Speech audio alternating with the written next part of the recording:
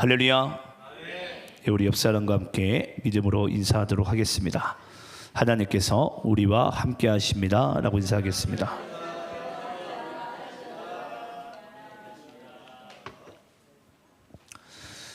오늘도 이렇게 주일 예배 가운데 오신 여러분들을 사랑하고 축복합니다. 제가 광고 한 가지만 좀 정정하도록 하겠습니다. 내일부터 수요일까지 원래 수요 예배를 온라인으로만 하려고 했는데 그냥 정상적으로 내일부터 예배를 드리도록 하겠습니다. 그래서 내일 새벽부터 저희가 정상적으로 현장에서 새벽 예배를 계속 한다는 거 잊지 마시고 내일부터 또 기도로서 우리가 하나님 제단을 또 쌓는 그런 시간 되길 소망합니다. 자, 오늘 말씀을 통해 모두 은혜 받겠는데요. 우리 마가복음 강의 말씀이죠. 자, 12제자를 부르사 둘씩 보내시다. 자, 12제자를 부르사 둘씩 보내시다. 자, 우리 마가복음 6장 7절로 13절까지의 말씀, 신약성경 마가복음 6장 7절부터 13절까지의 말씀을 저와 여러분이 함께 교독하시면서 읽도록 하겠습니다. 제가 7절 읽겠습니다. 12제자를 부르사 둘씩 보내시며 더러운 귀신을 제어하는 권능을 주시고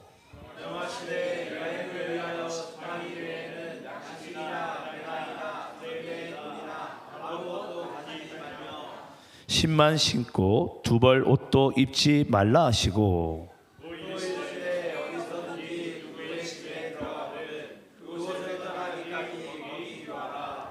어느 곳에든지 너희를 영접하지 아니하고 너희 말을 듣지도 아니하거든 거기서 나갈 때에 발 아래 먼지를 떨어버려 그들에게 증거를 삼으라 하시니 13절 함께 합독합니다. 시작. 많은 귀신을 쫓아내며 많은 병자에게 기름을 발라 고치더라. 아멘. 자, 오늘은 우리가 또 마가복음 강의의 말씀 이어서 나가겠는데요. 12제자를 부르사 둘씩 보내시다라는 말씀의 주제를 가지고 함께 은혜 받는 시간 되기를 간절히 소망합니다.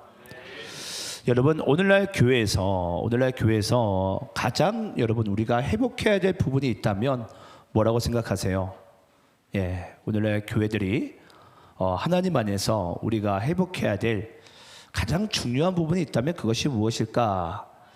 여러분 혹시 뭐라고 생각하세요? 저 말씀도 맞습니다. 그 말씀을 주신 이유가 바로 뭐냐면 이 소통 때문입니다. 소통. 우리가 누군가와 대화를 하고 우리가 누군가와 만난다라는 것은 여러분 우리가 가장 중요한 것은 소통하기 위함이죠.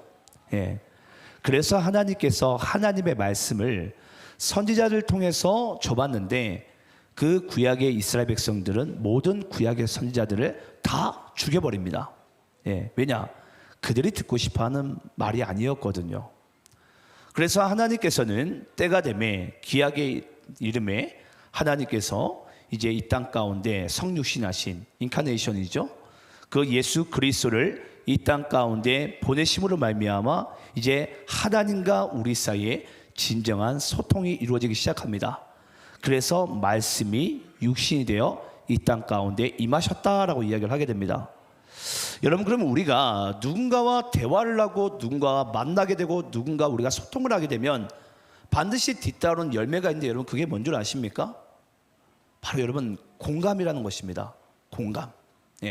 내가 누군가와 소통을 한다는 것은요, 내가 그 사람과 공감하겠다라는 거예요. 공감. 이제 그 사람의 마음이 내 마음에 들어오고 또 나의 마음이 그 사람에 들어가는 거죠. 그래서 만약에 여러분들의 인생 가운데 뭔가 내가 관계적인 힘듦이 있다는 것은 뭘 의미하는 거죠? 소통이 먼저는 되고 있지 않은 거죠. 왜냐? 공감하지 못하니까. 그냥 내 마음 따로 그 사람 마음 따로이죠. 또 내 마음 따로 하나님 마음 따로인 거예요. 그래서 하나님께서는 분명히 하나님의 말씀을 구약에서 이스라엘 백성들을 사랑해서 줘봤는데 하나님의 백성들을 사랑해서 줘봤는데 그들은 정작 그 말씀을 율법으로 여기고 하나님의 사랑으로 또 하나님께서 자신들을 위하는 마음으로 받아들이지 않는 거예요. 그래서 하나님께서 선택하신 것이 바로 뭐냐면 바로 그리스도를 이 땅 가운데 보내시는 것입니다. 예. 오늘도 여러분 말씀의 주제가 바로 예수님께서 12 제자를 부르셔서 뭐 하신다고요? 세상에 둘씩 보내시는 부분입니다. 그래서 여러분 오늘날 교회들이요, 우리는 보통 이제 이걸 흔히 전도라고 이야기를 많이 하는데, 여러분 전도는 결국 뭐 하는 거냐면 교회와 세상, 하나님과 이제 이 세상이 한마디로 소통하겠다라는 거예요. 그 소통을 통해서 하나님의 마음이 공감되어질 때에, 그들의 마음 가운데, 심령 가운데 이것이 감동되게 될 때에 그 영혼이 하나님을 알아보고 그리스도를 주라고 고백할 수 있는 놀라운 일이 벌어지게 되는 것입니다. 그 저는 우리 한번 따라해 볼까요? 소통을 통해 하나님과 공감하고 우리가 서로 공감하자. 이걸 우리가 이제 한 단어로는 이제 전도라고 이야기를 많이 합니다. 하지만 그 전도는 곧 소통을 얘기하는 것이며, 그 소통을 통해서 우리는 하나님 아버지의 마음이 공감되어진 줄 믿습니다. 그래서 우리는 하나님과 내 마음이 공감되어질 때에 우리 서로가 공감할 수 있는 그런 귀한 관계 회복이 우리의 삶 가운데 있을 줄 믿습니다. 근데 여러분, 이 소통과 공감은요, 또 반드시 따라야 될 하나의 또 이게 뭐라고 할까요? 준비될 자세가 있어요. 그게 뭔지 아십니까? 바로 기다림입니다. 기다림. 여러분, 소통과 공감은요, 기다림이 없이는 이루어질 수가 없어요. 그래서 하나님께서 이스라엘 백성들에게 구약의 기나긴 세월 가운데 하나님께서 이스라엘 백성들에게 뭐라고 말씀하시죠? 기다려라, 기다려라. 예수님께서 승천하시면서 그 승천하신 것을 멍하니 보고 있는 예루살렘 주민들에게 뭐라고 얘기하죠? 내가 가는 곳 그대로 내가 올 테니까 약속하신 곳을 떠나지 말고 기다려라, 기다려라. 그래서 여러분, 소통과 공감은요, 기다림이 없이는 절대 불가능합니다. 예. 내가 누군가의 마음을 소통하고 싶고, 내가 누군가의 마음을 공감하고 싶고, 내가 또 하나님 아버지의 마음을 소통하고 싶고 공감하고 싶다면은 우리의 마음 가운데 가장 먼저는 기다림이 있어야 됩니다. 그럼 우리는 그 기다림 가운데 계속 그분을 갈망하는 거예요. 아, 도대체 어떤 마음일까? 어떤 마음 가운데 우리에게 그리스도를 보내시기 원하시는가? 그 기다림의 끝에 정말 우리가 음성을 듣게 되고 만나게 되면 정말 이렇게 해서 이랬구나. 근데 우리는 뭘 하기 원하죠? 그냥 빨리 이루어지기 원하는 거예요. 빨리. 와, 그렇게 빨리가 좋은지. 대한민국 사람들은 여러분 그냥 빨리가 좋습니다. 빨리. 예. 자, 그러면 이제 오늘 이제 말씀을 좀 보겠는데요. 여러분 아시겠지만 보내시다라는 것을 우리는 보통 파송하다라고 얘기를 많이 합니다. 파송하다. 자, 파송하다라는 게 바로 보내시다라는 부분인데, 여러분 이 파송하다라는 이 단어는 원래 무슨 뜻이냐면 잘 준비해서 보내다라는 뜻을 가지고 있습니다. 예, 파송하다는 잘 준비해서 잘 보내다. 예. 자, 그러면 여러분 먼저는 뭐가 돼야 되죠? 파송하기 전에는 준비가 돼야 돼요. 준비. 자, 여러분 우리 2주 전 우리 주일 오전 예배 말씀 주제가 기억나세요? 주제가 뭐였죠? 전주도 모르겠는데 2주 전을, 그렇죠? 그렇죠. 예수님께서 고향에서 배척을 받으시다. 예. 예수님께서 왜 하필 자기 이미지를 깎아먹어가면서까지 왜 예수님께서 고향에 그것도 혼자 가시면 되는데 제자들을 왜 데리고 가셨죠? 그 이유가 여러분 뭐라고 그랬죠? 제가 앞으로 내가 너희들에게 이제 2주 뒤에라고 제가 2주 전에도 말씀드렸어요. 앞으로 너희들에게 내가 세상에 이제 파송하게 될 텐데, 보내게 될 텐데, 이제 너희들에게 가장 가까운 사람으로부터 뭘 받게 될 것이다? 배척을 받게 될 것이다. 여러분, 예수님을 따르던 제자들은 그랬습니다. 예수님을 따라가게 되면 내가 뭔가 뭐 국방부 장관이나 된 것처럼, 내가 또 높은 지위에 앉은 것처럼 그런 부와 명예를 얻을 줄 알았어요. 근데 실제로 내가 예수님 뒤를 쫓아가다 보면 어떤 일이 벌어진다라고요? 가장 가까운 사람으로부터 뭐 한다고요? 배척을 받으시더라. 예. 그래서 여러분 아시겠지만 예수님께서 십자가 달려 죽으실 때에도 가장 먼저 누가 배도하게 되죠? 12제자가 가장 먼저 배도하게 됩니다. 예. 그렇게 예수님을 3년 반 동안 예수님의 마음이 어떠한지 소통하고 공감한 줄 알았는데 가장 먼저 그들이 예수님을 그냥 버리고 떠나는 거예요. 예. 그게 여러분 제자들의 마음인 것 같고 제자들의 자세인 것 같아요. 하지만 그럼에도 불구하고 오늘 예수님께서는 그런 미래에 배도할 그 제자들에게 먼저 이 제자들을 세상에 파송하실 때 그 파송의 의미가 어떠한지 먼저 이들에게 말씀하기 원하시는데요. 자, 우리 한번 지난주 우리 한번 4절 말씀 좀 읽어보겠습니다. 4절 말씀. 자, 우리 까먹을 수 있으니까 제가 방송실에 제가 전달 안 했나요? 자, 제가 지난 2주 전에 나눴던 4절 말씀 제가 읽어드릴게요. 제가 대표로 읽겠습니다. 예수께서 그들에게 이르시되 선지자가 자기 고향과 자기 친척과 자기 집 외에서는 존경을 받지 못함이 없느니라 하시며, 바로 이 말씀을 예수님께서 하신 이유가 뭐라고요? 가장 가까운 사람부터 이 복음을 전하게 되고 전파하게 되면 너희들이 배척을 받게 될 것이다. 절대 예수를 따르는 인생은요, 내가 인정받고 내가 성공하고 내가 뭔가 이 세상 가운데 떵떵거리며 사는 그런 인생 가운데 우리가 무조건 살아가는 것이 없다라는 것입니다. 하지만 예수를 따라가는 그 길이 바로 진리의 길이고 생명의 길임에도 그 길 가운데 걸어가다 보면 가장 가까운 사람부터 우리가 공격을 받을 수밖에 없고 배척을 받을 수밖에 없음을 주님께서 사절 가운데 우리에게 말씀하셨습니다. 자, 그리고 이제 한 줄을 우리가 건너뛰다 보니까 제가 사절 말씀을 읽었는데요. 자, 이제 한번 본문으로 들어가 볼게요. 자, 7절 말씀입니다. 제가 읽겠습니다. 자, 12제자를 부르사 둘씩 보내시며 더러운 귀신을 제어하는 권능을 주시고. 자, 여러분, 예수님께서 세상의 제자들을 파송하시는데 교회들을 파송하실 때 어떻게 보내신다고요? 둘씩 보내시며. 자, 여러분, 왜 둘씩일까요?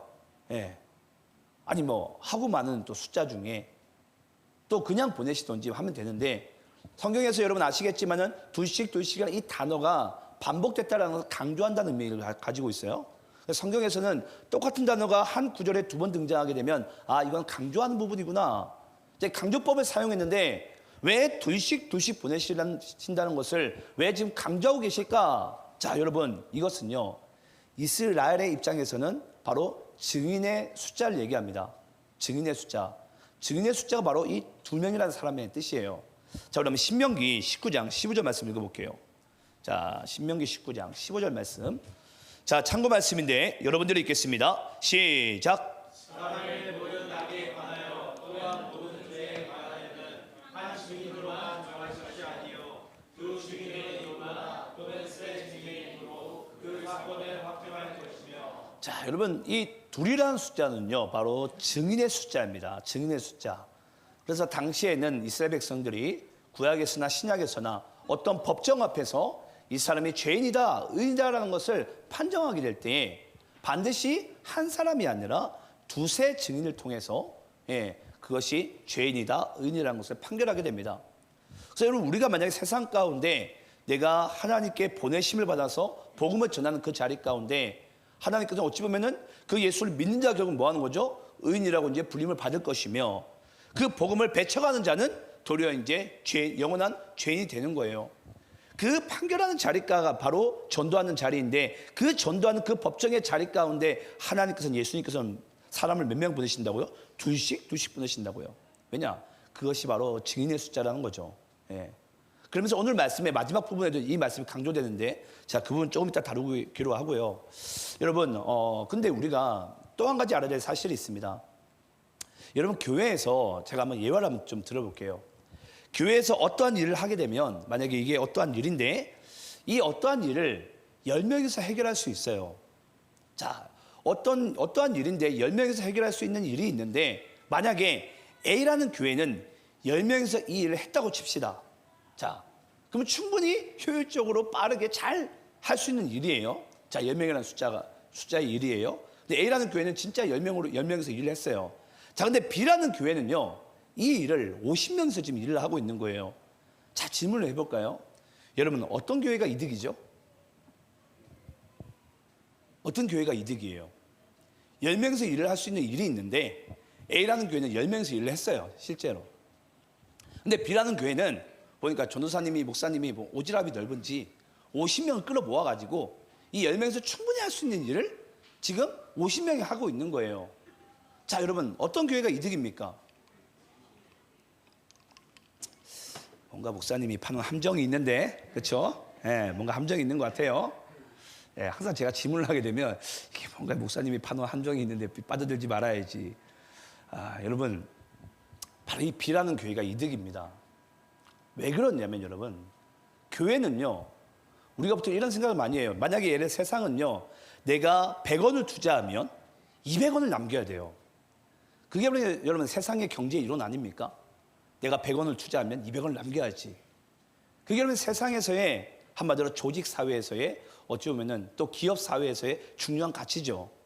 그런데 교회는요, 여러분 다릅니다.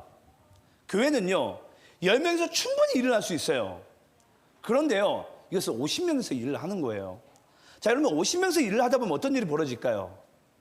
예, 배가 산으로 가야 되는데 배가 바다로 가야 되는구나. 예, 배가 바다로 가야 되는데 산으로 가기도 하고 들로 가기도 하고 운동장에 가기도 하고, 예, 막 이러는 거예요. 제가 사역을 이제 하다 보면 저는 지금 우리 도시안의 교회 목회를 전 팀 사역을 하고 있습니다. 여러분 팀 사역을 하는 이 장점과 단점이 있는데 저는 팀 사역을 하는 데 있어서 제가 가장 이제 힘든 부분과 애로사항이 있어요. 그게 뭐냐면요, 바로 하나 되기까지가 아까도 말씀드렸지만 시간이 걸립니다. 기다림이 필요합니다. 소통해야 되고 공감을 해야 돼요. 네. 그러면 제가 가지고 있는 경험치나 제가 가진 능력으로 충분히 예를 들어서 제가 지시하고 명령만 내리면요, 일사불란하게 팍팍 지나가고 효율적으로 빠르게 많은 어쩌면 이윤을 창출할 수 있어요. 교회에서도 사역적으로. 하지만 여러분 여기서 아주 중요한 부분이 있어요. 그런데 하나님의 나라는요 그렇게 이루어지는 것이 아니더라고요. 작은 일도요 함께 해야 돼요. 무엇이든지 함께 하는 것이 중요합니다. 제가 이번 비전트립에 제가 다녀오면서도 그랬어요. 하나님, 왜 멤버 구성 인원이 왜 이럴까요? 예. 왜 멤버 구성 인원이 이럴까요? 예. 근데 여러분 참 재밌는 게 뭐냐면요, 이 멤버가 서로 다른 것 같아도 제가 딱 보니까요, 각자의 역할들을 잘 감당하면서 나아갈 때 그 하나님의 일이 이루어지게 되는 거예요. 예. 여러분 우리는 그냥 이건 이러니까 이렇게 해야 된다, 이건 이러니까 이렇게 해야 된다라고 생각할지 모르겠지만요, 하나님께서는 이 교회가요 많은 수가 함께 모여서 함께 하길 원하는 거예요. 물론 그 속에서 부딪힘이 있고 아픔도 있고 상처도 있고 때로는 우리가 상처가 날 때도 있고 다칠 때도 있어요. 하지만 여러분 중요한 게 뭔 줄 아세요? 그 속에서 공동체가 드디어 영적인 가족으로 변화시켜 가기도 하고 또 발전되기도 합니다. 근데 그런 때까지는 우리가 뭐가 필요하다고요? 우리가 기다림이 필요해요. 인내가 필요해요. 솔직히 우리가 교회에서도 같이 이렇게 앉아있지만 여러분 우리가 서로가 잘 맞습니까? 잘 안 맞잖아요. 예. 저 사람 왜 저런지 도무지 이해가 안 되는 거예요. 예. 또 이 사람 또 왜 이런지 도무지 이해가 안 돼요. 하지만 그 속에서 그 기다림이라는 시간을 통해 하나님의 나라는 점점점 세워지고 회복되어 가는 줄을 믿습니다. 그래서 여러분 하나님께서는요 한 사람이 일하는 걸 별로 안 좋아하세요. 두세 사람이 증인의 숫자로서, 네, 또 더 많은 사람이 우리가 함께하게 될 때 하나님의 교회는 세워져 나감을 주님께서 우리에게 말씀하고 있는 줄을 믿습니다. 우리 한번 마태복음 18장 20절 말씀 읽어볼게요.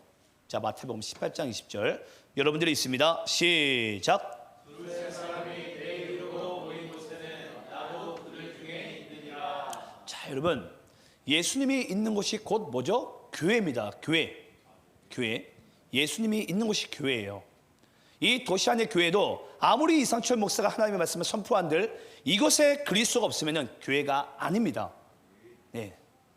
그러면 결국은 예수님이 있는 곳이 교회인데 한마디로 두세 사람이라는 것은 여러분 교회라는 것에 있어서 가장 최소의 숫자를 얘기합니다. 한마디로 우리가 세상 가운데 두씩 보내심을 받는다는 것은 어떤 이름으로 보내심을 받는 거예요? 교회라는 이름을 가지고 세상에 보내심을 받게 되는 거예요.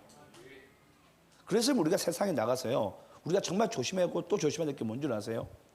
내가 말을 하고 행동하는 것이 바로 내가 교회를 대표하고 있다는 그 대표성을 우리 잊지 말아야 돼요. 근데 가끔 우리가 툭 내뱉는 말들이 툭 행동하는 그 행동들이요 누군가에게 상처를 주게 되고 누군가에게 아픔을 주게 되고 또 누군가에게는 복음의 걸림돌이 될 수 있다는 것도 우리가 반드시 잊지 말아야 될 수 믿습니다. 자, 그리고 7절 말씀 보게 되면요 7절 말씀 뒷부분입니다. 12제자를 부르사 둘씩 보내시며 더러운 귀신을 제어하는 권능을 주시고, 자, 예수님께서요 우리를 교회 최소의 단위로서 우리를 세상 가운데 파송하시지만 그 파송한 가운데 우리를 그냥 보내지 않습니다. 반드시 뭘 하신다고요? 더러운 귀신을 제어하는 권능을 주시고. 자, 여러분, 여기서 이제 우리가 아주 중요한 부분이 등장합니다. 우리가 보통 비전 트립을 가나 단기 선교를 가나 또 우리가 세상 가운데 전도를 나가나 우리가 보통 대개는 어떤 일을 자주 겪는 줄 아세요? 여기서 예수님께서 정확히 찝으세요. 너희들이 무엇을 가지고 나가는지, 누구를 대상으로 싸워야 될지, 너희들이 무엇을 위해서 나가야 될지를 지금 예수님께서는 정확히 우리에게 말씀하고 있는 거예요. 여러분, 이들이 가지고 있는 무기가 뭐죠? 바로 복음이에요. 복음. 누구를 대상으로 싸워야 됩니까? 더러운 귀신을 대상으로 싸워야 돼요. 어떠한 목적을 가지고? 그들을 구원하기 위해서. 이 세 가지가 여러분, 한마디로 이 제자들 가운데 파송을 받았다는 반드시 잊지 말아야 돼요. 여러분, 정말 중요한 게 뭔 줄 아세요? 예를 들어서 비전 트립을 가서도요, 내가 무엇을 가지고 간지를 몰라요. 또 누구를 향해서 싸워야 될지도 몰라요. 서로 다투고 싸우고 앉아 있는 거예요. 질투하고.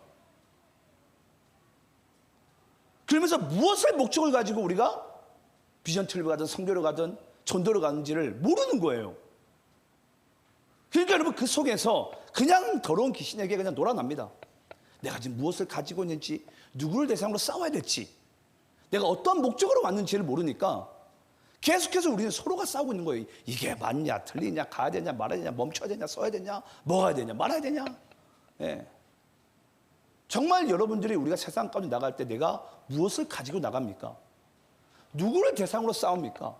또한 어떠한 목적을 가지고 우리가 그곳에 지금 가고 있는지를 명확히 알게 될 때 하나님께서는 우리를 통해서 하나님의 나라의 일을 회복시켜 나가시고 하나님의 나라의 일을 세워져 나가는 거예요.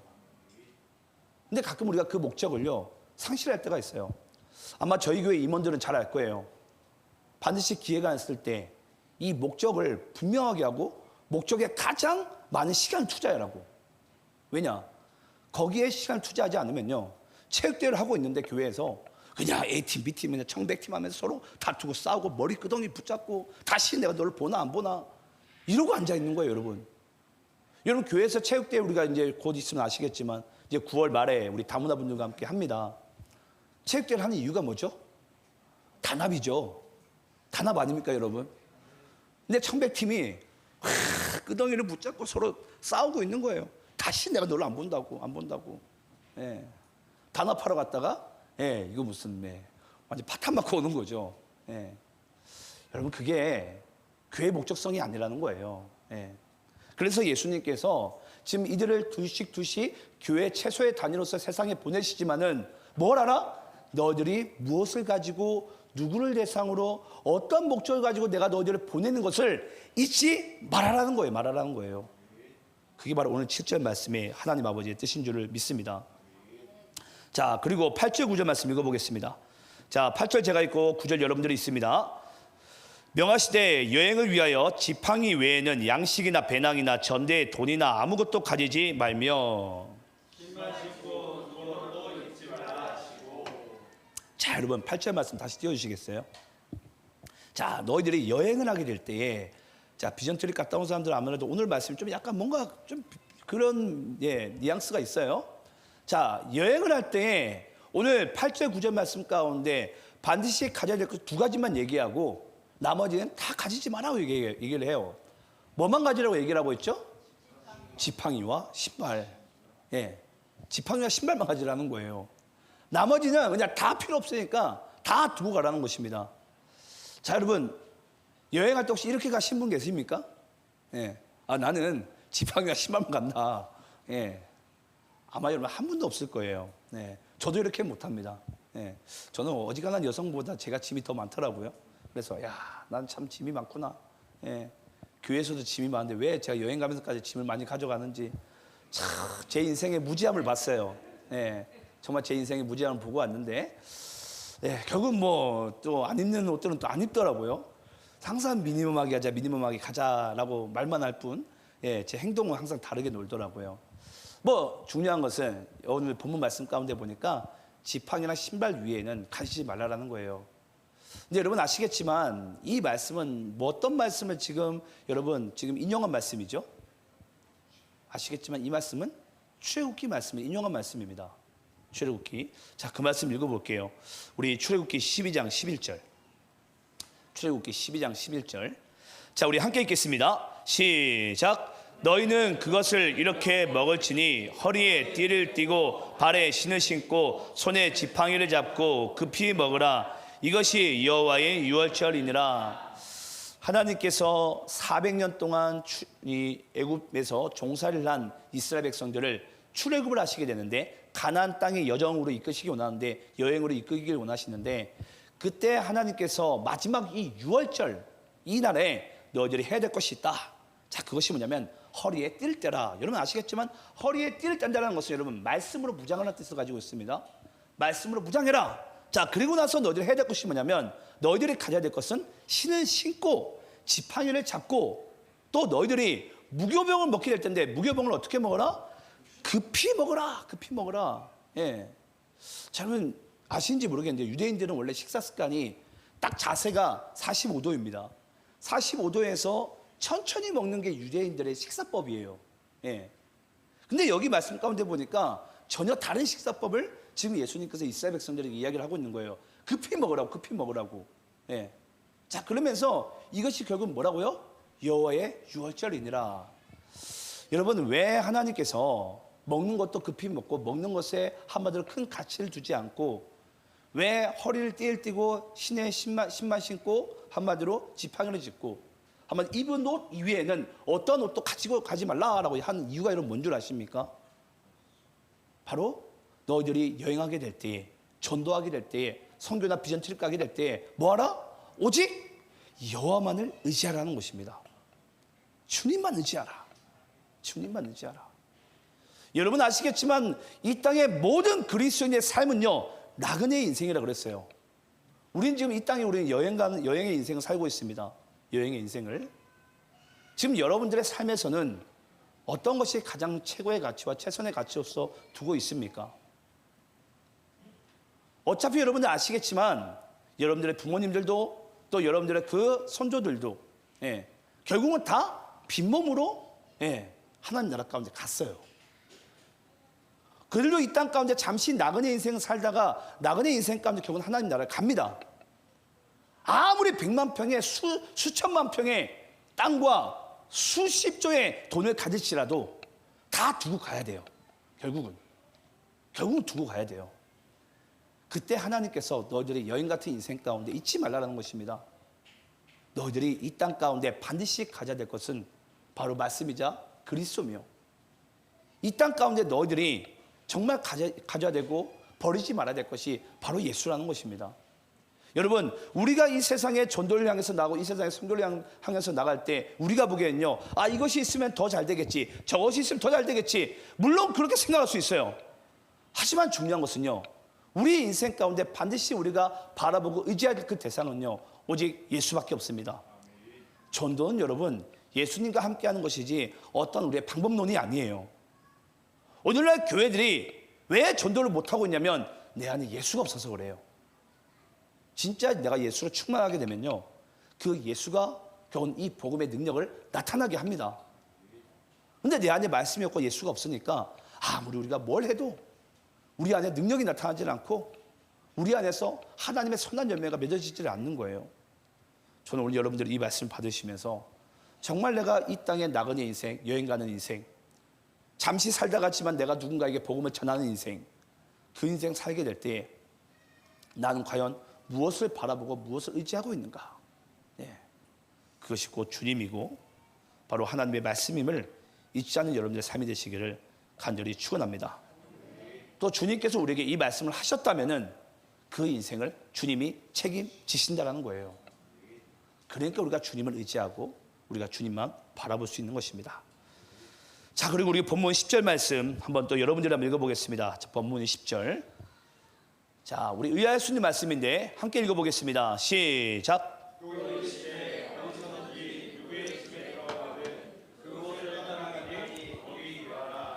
자, 주님께서 말씀하십니다. 너희들이 만약에 여행하는 삶 가운데 누구의 집에 들어가거든 들어가게 되면 반드시 뭐하라? 너희들이 그곳을 떠나기까지 거기에서만 유하라라고 얘기하고 있습니다. 여러분 왜 그럴까요? 왜 예수님께서 이것을 우리에게 강조하고 있는 거죠? 여러분 그렇습니다. 만약에 제가 어디에 전도하러 갔어요. 어느 집에 유합니다. 보니까 그 집이 너무 누추해요. 그 목사님이 어느 집에 갔는데 누추하다 보니까 그 동네 소문이 좀 났네요. 좀 잘 사는 집에서 그 집에 찾아와가지고 예를 들어서 그냥 저라고 칠게요. 그냥 아니 목사님 저희 집에 가서 유하시죠. 그게 목사님이 더 편하실 거예요 라고 제가 만약에 그 이야기를 듣고 그 집에 갔다고 쳐보세요. 그럼 어떤 일이 벌어질 것 같으세요? 당연히 상대적으로 조금 가난한 그 집에 있는 사람들의 집주인이 아무래도 상처를 받게 되겠죠. 여러분 여행할 때 내가 누군가와 관계할 때 정말 중요한 또 요소가 또 뭐냐면요, 바로 내가 하는 이 생각과 생각 없는 말과 행동이요 누군가에게 상처가 될 수 있다는 거예요. 이게 또 우리에게 매우 중요한 메시지를 주게 됩니다. 나는 그냥 행동했어요. 예를 들어서 우리가 이번에도 호주 하누리 선교센터 다녀왔습니다. 아이 밥이 생각보다 맛이 없네. 예. 아 밖에 나가서 먹자. 밖에 나가서 먹자. 예. 그냥 생각 없는 말이었고 생각 없는 행동이었어요. 근데 참 재밌습니다. 그 말이요 그 사람에게 상처가 되고 또 그 행동이 또 그 사람에게 상처가 되는 거예요. 제가 여행을 하게 되면서 제가 많이 알게 된 사실이 뭔 줄 아세요? 여러분 여행을 가게 되면 만약에 저는 이제 2주 동안 비전처럼 다녀왔어요. 그 2주간에요 한 인생의 짧은 라이프 스토리 전체를 보게 됩니다. 그 2주간 인생 가운데 한 사람의 인생이 보여지기 시작하는 거예요. 그러면서 그 인생관 가운데 내가 던졌던 말과 던졌던 행동들이요 막 다른 사람들의 상처가 되고 씻기지 않는 또 죄가 되는 거예요. 그 부분들이 우리의 인생 가운데도 인생의 여정에서도 수없이 반복되고 또 반복되어져 나타나기 시작합니다. 그래서 우리가 어디든지 거하든 여기서 누구 집에 유숙하고 거하는 게 중요한 것이 아니라 뭐라고요? 내가 생각하고 말하고 행동하는 그것이 그 누군가에게는 상처가 될 수 있다. 네. 하지만 내가 또 그들과 함께 이렇게 유숙한다는 건 어떤 의미를 가지고 있죠? 내가 그들과 함께 동료한다라는 거예요. 네. 그러므로 인해서 이제 그들과 마음이 이제 하나가 되어져 가는 거죠. 조금 불편하겠지만, 조금 힘들겠지만, 그들의 마음과 동화되기 시작하면서, 이제 동료가 되어져 가죠. 너와 나와 같다, 이제. 네. 그게 여러분 진정한 가족 아닙니까? 목사님이라고 해가지고 더 뛰어난 집에 있는 것이 아니라, 더 뛰어난 것을 누리는 게 아니라, 같이 지내보는 거예요. 힘든 것도 같이 느껴보고, 어려운 일도 같이 한번 경험해보고, 같이 한번 먹어도 보고, 네. 그러면서 서로의 마음이 동화되어지고 동료되어져 갈 때 우리가 그리스도의 마음을 비로소 알게 된 줄 믿습니다. 그래서 예수님께서 이 땅 가운데 성육신 하신 것입니다. 우리와 함께 동료되어지고 동화되어지기 위해서. 그게 바로 공감 아닙니까? 이런 공감. 예. 이런 삶을 함께 한번 살아보는 거예요. 자, 그런데 여러분 이 말씀이요 마태복음에서는 참 신기하게 등장합니다. 우리가 마태복음 10장 11절 말씀 읽어볼까요? 자, 똑같은 구절의 메시지인데 좀 다른 표현이 등장해요. 자, 11절 말씀. 자, 여러분들 읽겠습니다. 시작.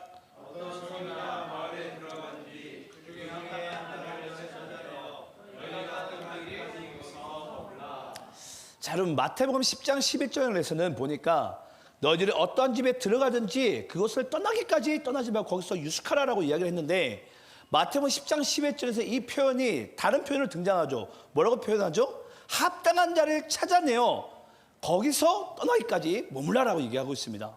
합당한 자. 여러분 지금 내가 복음을 전한 인생 가운데 나가고 있어요. 어떤 마을에 갔고 어떤 집에 갔습니다. 그런데 보니까 여기서 말하는 합당한 자가 여러분 누굴 얘기하는 거죠? 바로 복음을 그리스도를 영접한 자를 얘기합니다. 때로는 여러분 우리가 복음을 전하다 보면은 정말 죄송합니다 이런 표현이 맞는지 모르겠지만 정말 가난한 집, 정말 못 사는 집, 정말 누가 보기에도 누추한 집에 우리가 머물 수도 있어요. 하지만 중요한 건 여러분 뭔 줄 아십니까? 그 합당한 자의 집에 머물라는 것입니다. 합당한 자의 집에 머물라. 우리가 보기에는 조금 더 괜찮고 조금 더 멋있고 조금 더 뭔가 우리에게 맞는 집을 우리는 찾겠지만 그게 아니라는 거예요. 제가 이번에 호주에서도 호주인 중에 한국 최초 이제 우리 선교사님 집을 방문했어요. 가니까 뭐 고양이가 있고 카펫이 있고 이제 오래된 낡은 집 가운데 있다 보니까 저도 이 호흡기에 좀 뭔가 좀 약간 이 힘듦이 오더라고요. 그래서 조금 있는 것 자체가 좀 약간 힘들었어요. 근데 그런 와중에도 그분이 가지고 있는 이 한국에 대한 애정이라고 해야 될까요? 그 전한 복음의 삶이라고 해야 될까요? 그냥 한국인만 보면 좋은 거예요. 예. 그 영접하는 그 마음 가운데 그냥 불편함이 사라지고, 예. 잠시 그냥 그건 참으면 되니까, 예.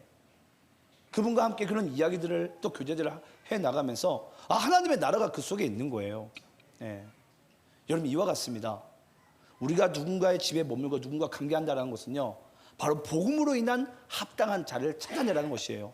복음으로 인한 합당한 자, 내 스타일에 맞고 내 삶의 수준에 맞고 내 경제적인 어떤 관념에 맞는 사람과 내가 관계하는 것이 아니라 정말 하나님의 나라와 그리스도와 복음 안에서 내가 합당한 자와 내가 지금 내 삶 가운데 관계하고 있는가, 이것이 우리의 삶 가운데 매우 중요함을 주님께서 말씀하고 있는 줄 믿습니다. 자, 우리 마지막으로 11절 말씀 읽고 마치도록 하겠습니다. 자, 11절 말씀. 자, 마지막으로 있습니다. 시작.